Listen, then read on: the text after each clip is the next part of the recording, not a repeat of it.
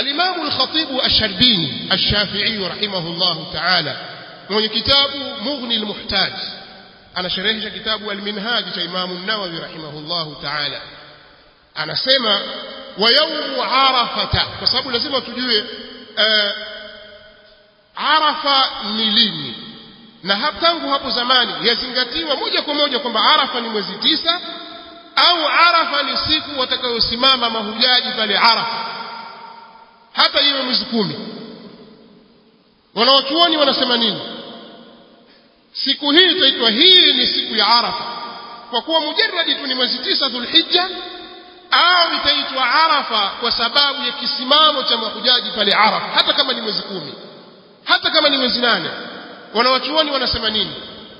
Ni mambo mapya kayaleta Ibn Baz, Ibn Uthaymeen, Albani na wengineo rahmatullahi alayhi. La, al-Imam al-Khatib al-Sharbini rahimahullah ta'ala mwenye Mughni al-Muhtaj anasema wa yawm Arafata al-yawm alladhi yadhharu lahum annahu yawm Arafa sawa'un at-tasi' wal-'ashir.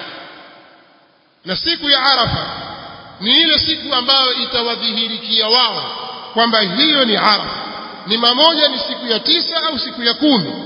Wadhālika li khabar, na hilo ni kwa sababu ya hadithi inayosema al-fitru yawma yuftiru an-nas wal-adha yawma yudhhi an-nas, rawahu at-Tirmidhi wa sahaha.